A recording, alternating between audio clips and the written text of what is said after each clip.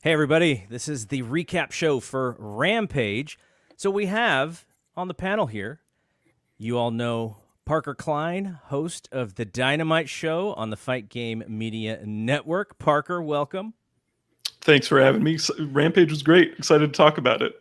All right. And then we have Mike Gilbert. And you may wonder, doesn't Mike talk about Impact? Well, there was a clear Impact segment because the opening match was Christian against Kenny Omega for the Impact and the TNA title, correct? Like, I didn't know that there was like two titles up for grabs. Yeah, I didn't find out about that until it was over. Then he was holding up both belts, so that was kind of a surprise to me weird. too.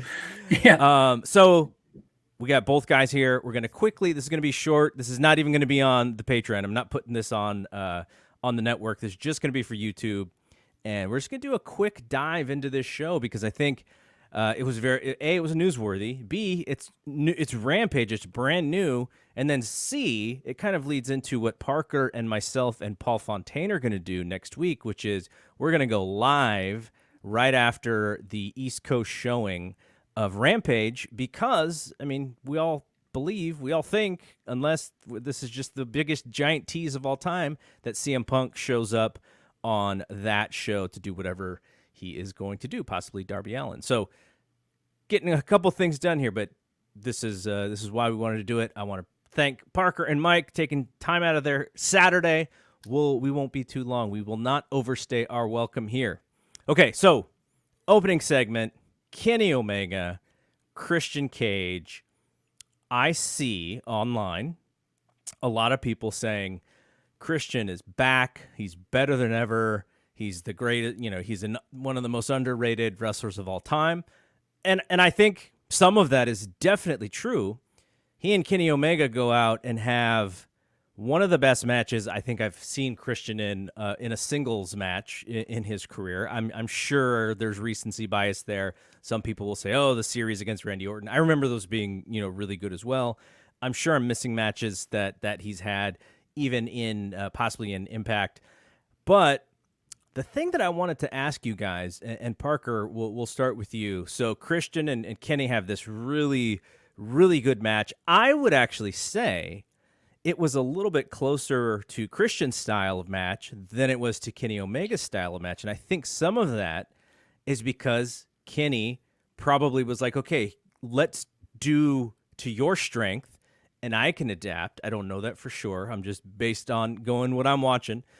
And it was a really good match. Now, the question I have for you, the first question is, knowing everything that we know, because we watch Dynamite very closely, did you expect Christian to win that match as it was going along to the finish?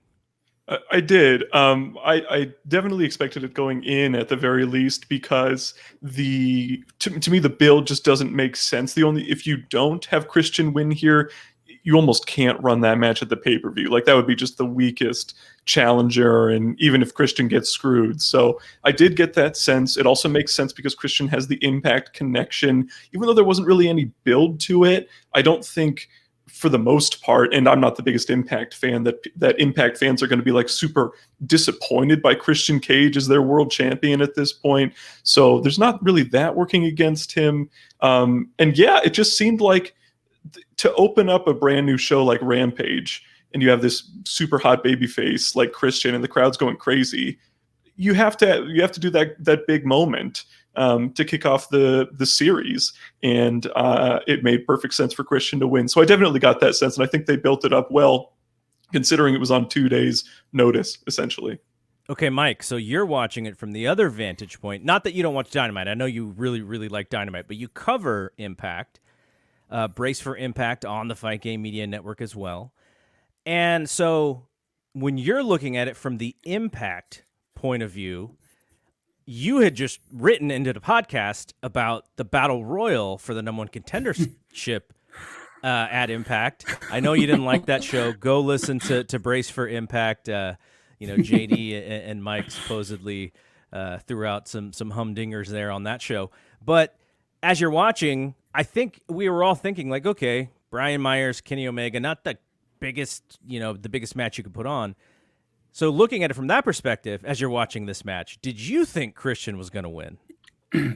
As soon as they announced the match, and I already knew that Myers was going to win that Royal Rumble because it was taped a month ago, and Right. and some jerks online had been DMing me, telling me the spoilers, even though I was actively trying not to get the show spoiled because I want to, when I'm doing my podcast, I kind of want to watch it in real time and react that way. But You're the so anyway, guy for Impact, though, to them. yeah. I know. So like they think that I know this inside stuff, and really I'm just just watching the TV like them. So so I already knew that Myers had won at this point. So Right. when they announced it on Wednesday, and I was watching live on Wednesday, when they announced it, I was like, well, that actually makes a lot more sense that Brian Myers would be the challenger because Kenny Omega and Brian Myers does nothing for anybody. That's two heels. Myers is kind of a joke challenger already because he's treated like a joke on the Impact show. He does a lot of comedy segments. That's what his character's all about. So whenever the Christian match was announced, I was like, not only I think he's going to win, and that ended up being right. And I thought that he would go on to Emergence to wrestle Brian Myers, and they've already announced that. And he's already announced for the upcoming tapings in Nashville on Monday and Tuesday. He should be on the next few weeks of episodes. So yeah, it wasn't really a surprise to me at all. Once they announced the match, I kind of half expected it. There were some people trying to change my mind, thinking that maybe that they would do some type of big schmoz, a big screw job and things like that. And AEW is pretty careful with that stuff.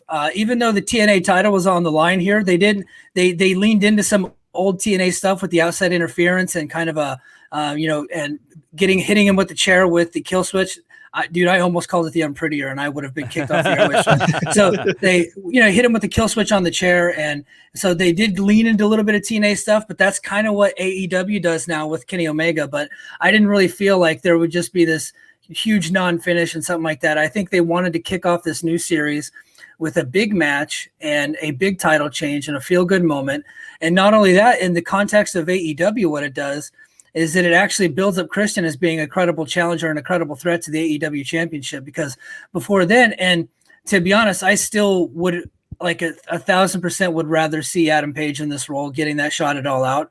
But since they're definitely not going that way, I think this actually made that a little bit more interesting. And what I'm expecting they're going to do is do a title for title match, and possibly Kenny Omega gets that title back. But that could change with what's with Triple Mania tonight, because I know that Omega's taking on Andrade.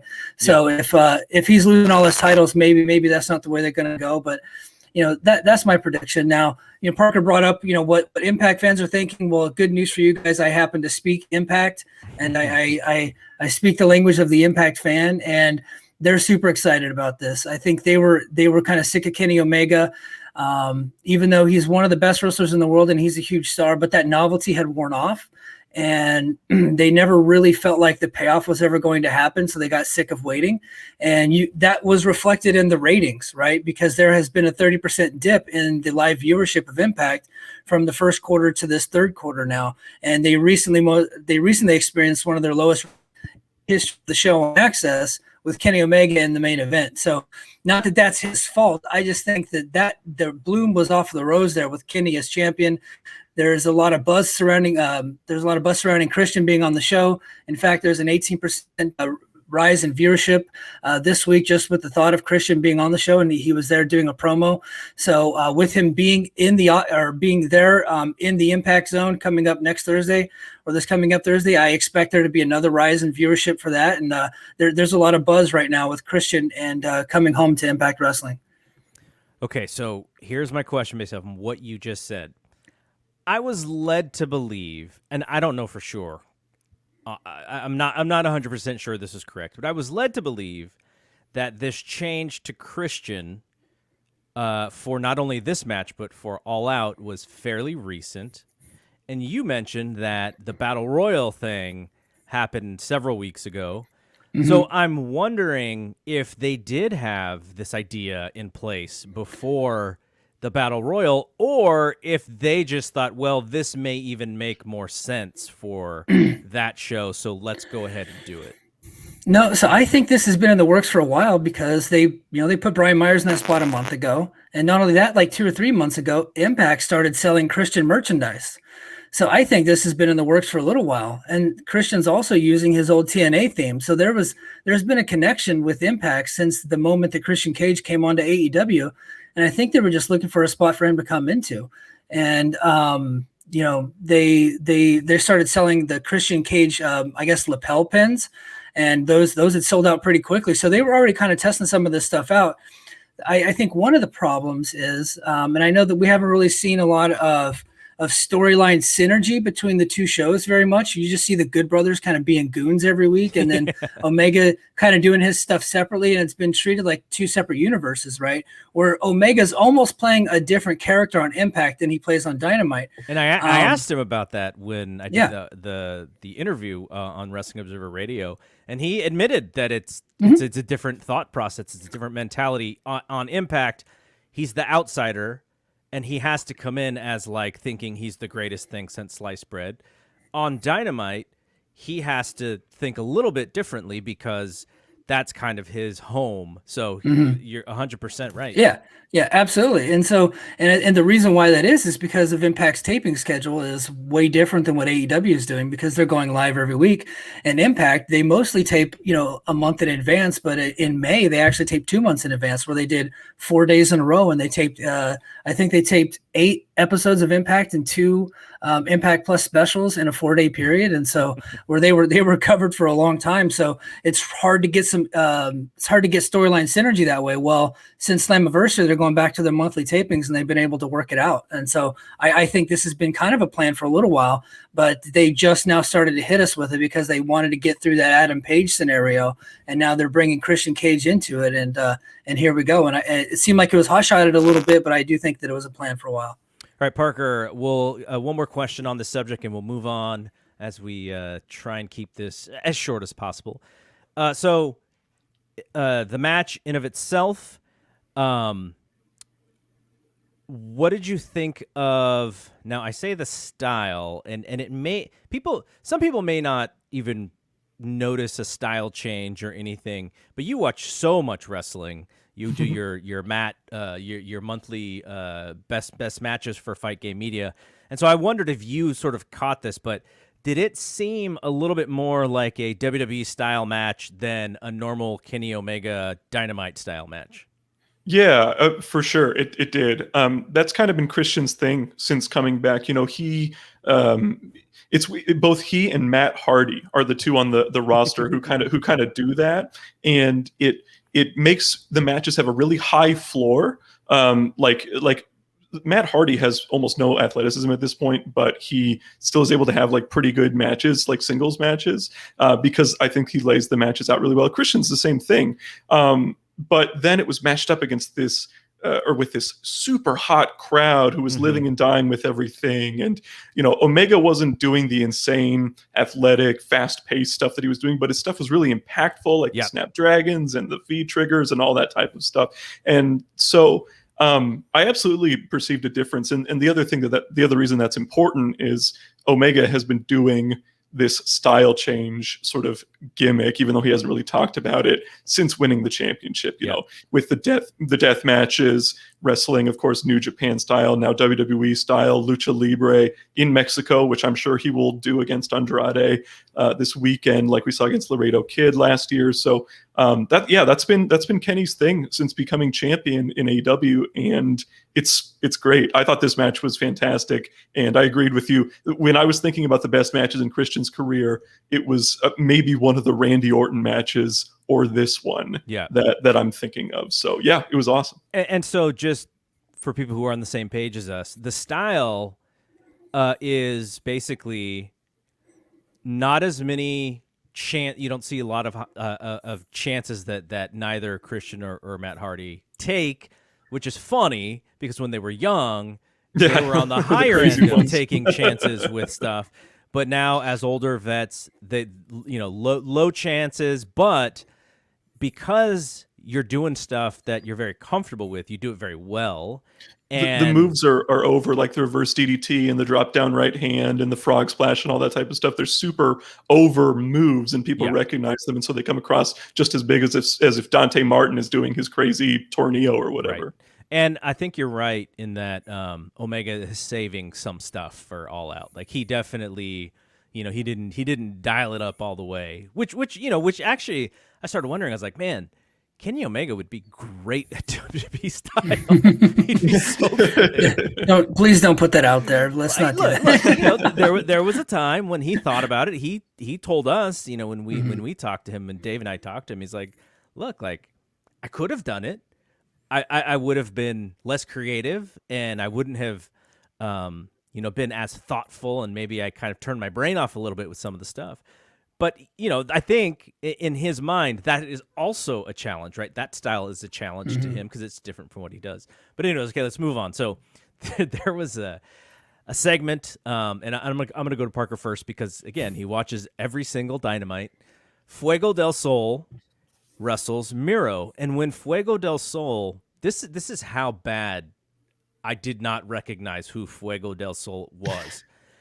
I was like, oh wait, Kalisto signed with AEW? Like, I didn't know. Dude, I'm right there with you. Because I'm sorry, I don't mean to jump in, Parker, but I agree with you a lot, Garrett, on that one. I honestly thought because Kalisto was Salida del Sol, right? Right. So I was like, oh, yeah, Kalisto. And then I had to remember. It's like, no, that's the guy that loses on Dark every week. Sorry. Right. So I didn't know that he had this losing streak gimmick going on Dark.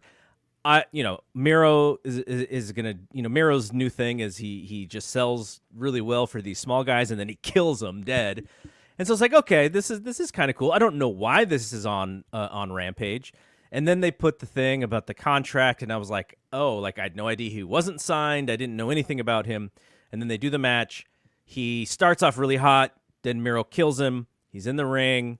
Sammy Guevara and Tony Khan come out. Tony Khan hands Sammy Guevara a contract and basically tells him to, give the contract to Fuego del Sol. I guess they're like best friends or something. Him and Sammy Guevara were like really good friends. At least that's what they said on the broadcast. So as you're watching this, does it resonate with you as much as it did with that crowd? Because I think the crowd just really loved the story. I don't know if they knew Fuego del Sol as much as we did, but because a lot of people thought, oh, why are they giving like this jobber a contract? I loved the drama of it. I sort of thought it as like a really, it's kind of like maybe a little bit of an overcorrection of WWE, which sometimes AEW does.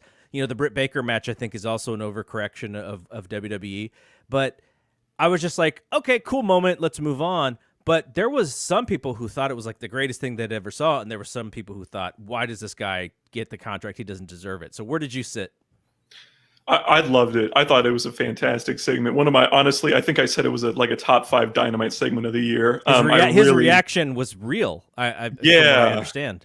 Yeah, and to be clear, I don't watch BTE. I don't watch Sammy Guevara's vlog, which is where he sort of got over. I know the gimmick is that on Dark every week he goes for the tornado DDT and he never hits it, and then he gets killed, and that's the match. He hit it one time in a tag match a couple months ago, and then that's why he's like 1-39 coming in. But I thought the match was awesome. Those near falls were so great with the tornado DDTs. Miro was perfect in his role, and he knew, they timed it perfectly. I don't think they could have executed it any better, except maybe actually having Fuego win for a week, and he's just a 1-week champion or something like that, and Miro wins it back, which I think they should actually try more often with this title. But that emotion was just so awesome. Like, he's a super young guy. I'm pretty sure he's younger than me. I'm 25. Just really getting going as a wrestler. He had 0 name value before the pandemic and before he started doing these Dark tapings. And now he is wrestling for the hottest wrestling company in the world, which is fantastic. So the emotion was great. The segment was great. I didn't mind that they went back on the stipulation, of him not getting his contract. They didn't go back on it. They never said he wouldn't ever get a contract. They just set it up to where people wanted it. And then when he didn't get it, they were like, "Oh!" And then they're like, "No, we're gonna give it to him." Like Dana White's done this before. And then Sammy coming out was great too, to make it get over the relationship and all that, and just get over Sammy as more of a baby face. So I adored this, and I couldn't have drawn it up any better than they did. All right, Mike, what do you think? I absolutely loved it. Like you guys, I don't watch Dark. I don't watch BTE. I don't watch Sammy Guevara's blogs. I don't care about any of that stuff. But I did know about the storyline just following AEW on social media and following some of the wrestlers, and it gets a lot of retweets. So I kind of knew the story going in. I thought the promo package before the match was tremendous. I thought it was great. Yes. It helped a guy like me who's not really following it that closely understand exactly what's going on. And then when the match started, reminded of AJ Styles and Brock Lesnar at Survivor Series a few years ago. It was literally almost the same story where you got the little guy, getting all these hope spots and these near falls on the big monster machine. Miro's playing kind of a similar character to what Brock Lesnar plays in WWE, and I don't know if that's by accident or what, but it's very similar. I thought it was really cool, and they built it up and they gave you the point, and all of a sudden they gave you exactly what you're looking for, and you got this guy. You got this guy winning the contract. You got to see his real emotion, and not only that, they played the crowd, and the crowd fed into it. The crowd bought it, and then they gave it to him, and then the crowd just went nuts. And I just thought it was an awesome moment, like Parker was saying, one of the great moments in AEW short history. They played the whole thing perfectly. Okay, so let's move on to the main event. Before we get to the main event segment, Mark Henry does a tri-camera interview with Britt and Red Velvet. They're both in their locker rooms. It was maybe another little thing out of UFC. I've seen UFC do that before. I liked it. It was different. Mark Henry, I do think I know he got a lot of flack for being in a 4-man booth, and he's kind of the odd man out. I get that, but I do think in this role, the Alex Marvez role, he's a very thoughtful person. I actually got to hang out with him for a short time at Wale Mania one year, and this dude was so nice, and he had to deal with Hornswoggle kind of being a drunk dick the entire time, and he was just so calm and so patient with Hornswoggle. But he's very thoughtful. He's very smart. But he's just not fast. He's not like Jericho, who can make up stuff as he goes and scream into the mic. So probably not best fit for that 4-man booth. But I think in this role he was good. So they did that interview, and then they did this match. Now, I was kind of hoping that Britt would buy in, or maybe they don't want her to, but I was hoping she'd wrestle as a babyface, because this crowd was for her. She did all the media. She threw out the first pitch at the baseball game. This whole thing was created for her. They're in the main event over the Impact title match, which was, so much better of a match, actually. But this whole thing's built around her, and the psychology of the match was really weird, because Britt would do all the heel stuff, and the fans would pop. Red Velvet would do her comeback babyface stuff, and the fans would boo. So if you didn't know the story and you were just like a first-time Impact or a first-time Rampage person, you're like, oh, this is really weird. What's going on? The fans aren't participating in the way that they should. But that's how they booked the match, and so I thought that took it down for me a little bit. I love Britt, the character. Kudos to Britt Baker for creating this version of somebody who has become a very hot commodity. She's got talent, 100%. In the ring, she's going to get better, of course. She's not necessarily a ring general, which is kind of what her role is with the title.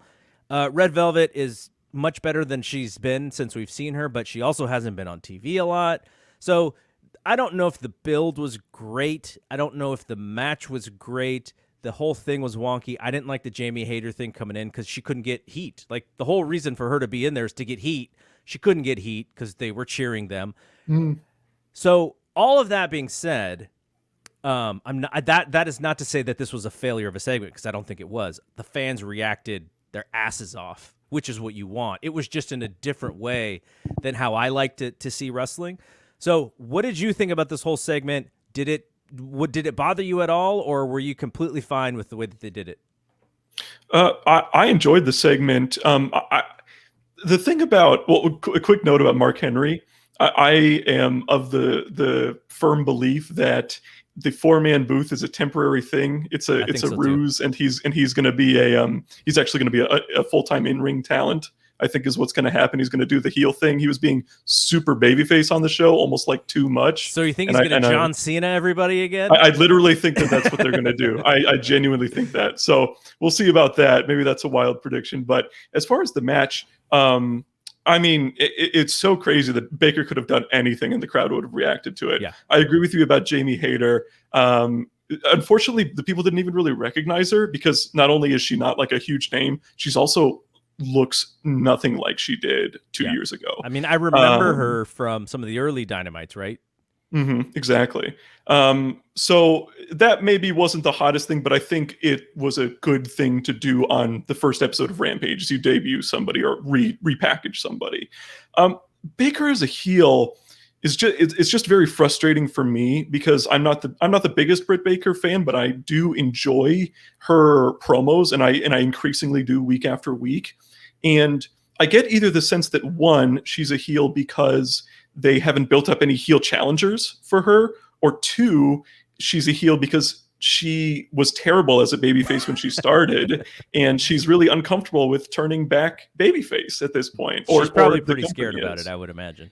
And I get that, but at the same time, there's got to be some people at the company, if that's the case, that are like, you're awesome. You just need to be Britt Baker. You can cut the exact same promos, but just tone down the extreme like heelishness just a little bit, and you're going to be that much more over. And there's so many more interesting programs they can do, and you'll sell more merch because people are going to love you more. And I think that's just the way to go.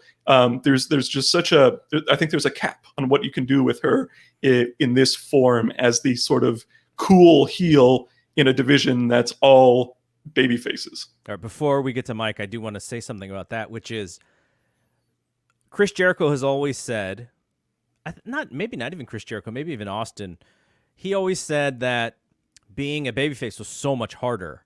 Mm-hmm. And so that is completely understandable why she works much better as a heel.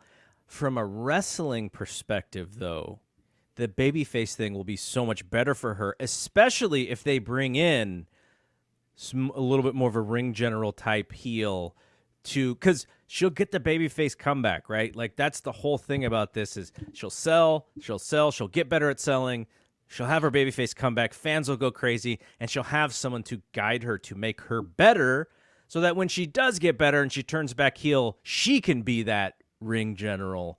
And I know that's a little bit of inside wrestling talk, but that's kind of my hope for it, because I think she's got it. Like, she's got the goods, and I commend everything that she's done. She's built herself up so much, because they put the ball in her court, it didn't work. She pulled it back and was like, okay, let's figure this thing out. And then she hit a home run with this character. So, okay, Mike, what'd you think about the main event?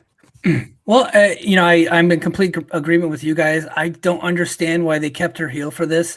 I think that, Tony Khan, being as big an ECW fan as he is, I'm kind of disappointed that he wouldn't just go back to November to Remember 1997, when they were in Pittsburgh and Shane Douglas and Bam Bam Bigelow were in the main event for the ECW World Heavyweight title. And they kind of flipped roles there, because before that, in every other town, Bam Bam is the heel or Shane's the heel and Bam Bam's the babyface. In Pittsburgh, it was completely the other way around. And so they should have just done the switch and made Britt Baker a full-time babyface. She doesn't really have to do many subtle changes. Just, she can keep most of her jargon and a lot of her catchphrases. Maybe just don't cheat and don't really try to get heat after a match. If she would just had the match the same way that it was, with a little bit less cheating and not attacking her afterwards. And I'll be honest, I was part of the crowd that really didn't recognize Jamie Hayter. I had to look her up afterwards. I was like, I don't know who the hell that is. Maybe it's just because I'm getting old and my memory shot. I don't remember her from Dynamite 2 years ago. And I've seen literally every single episode of Dynamite, have not missed a single episode. So I just don't remember her. Maybe she just didn't make a big impression on me when she was there before. But overall, I thought it was great, because it's hard to get mad when the crowd is reacting the way they are. It was a really unique crowd in a unique time, and they put over Baker really strong in their hometown, and that's just something that you don't really get with WWE. So I really enjoyed that part of it. Okay, so we'll do a couple of quick questions. I wanted to see a whole different set. I wanted to see different graphics. I wanted to see what makes Rampage Rampage, because it's very clear what makes Dynamite Dynamite. That shows moves. It's explosive. It feels like fireworks. I wanted to see what made Rampage Rampage. This felt like Dynamite Hour 3 to me, which wasn't a bad thing, but I wanted to see something different with Rampage. 20 seconds, Parker, what did you think about sort of the branding, the set, and the Rampage name and all that? Maybe it's just because it's the first couple episodes of Rampage, but I get the sense that that weekly Rampage or that weekly Dynamite is there to set up angles to get big matches on Friday. And if that's the case, then I'm completely happy with the package. If it's just third hour of Dynamite, I think there's something more they can do. But if we're getting great matches every week, I don't have anything to complain about. All right, Mike, same question. Yeah, I know. I'm with you, Garrett. I didn't really like the feel of Rampage because it was just the third hour of Dynamite, and that doesn't really interest me. I don't know that I need another hour of wrestling TV every week, so I'm going to be more choosy with Rampage episodes. Okay, so next question. I think we all sort of agree about this 4-man booth, but what would you immediately change based on what you heard? I will go first. I would dial Jericho back a little bit. He was way too loud. He was overshadowing everybody.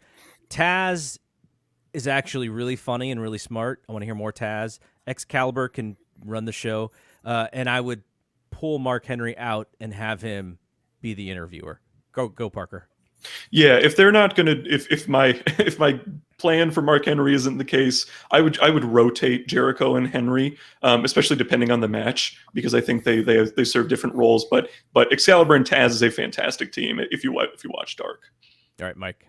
Yeah, I'd move Mark Henry over to Dark and give him some seasoning. That's a good thing.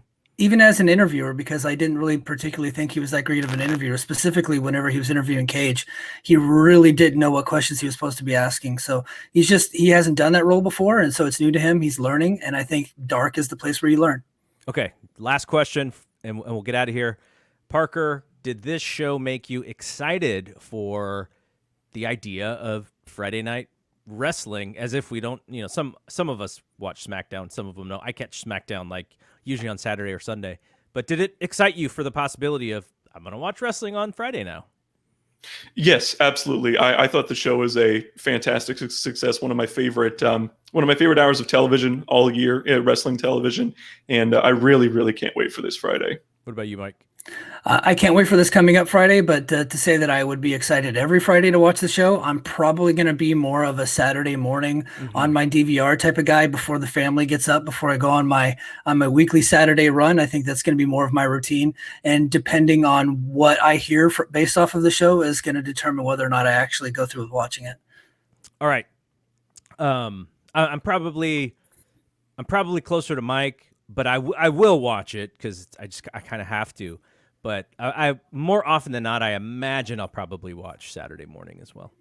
All right, so last thing here. Check out Mike on Brace for Impact. Check out Parker on the Dynamite Show on the Fight Game Media Network, patreon.com/Fight Game Media. And also, give us a subscribe here on our YouTube channel. As we continue building up that number, we'll start showing up more in the algorithm and stuff. YouTube will trust us more that we're bringing you valuable content. So I want to say thanks, Parker. Thanks, Mike. You guys came in the clutch. I know this was kind of last minute, but I thought, you know what? I didn't really get to talk about this show last night. I assumed you guys wanted to talk about this show. So it was very newsworthy. It was a really solid hour of TV. So for Parker and Mike, I am Double G. See you when we see you. Peace out.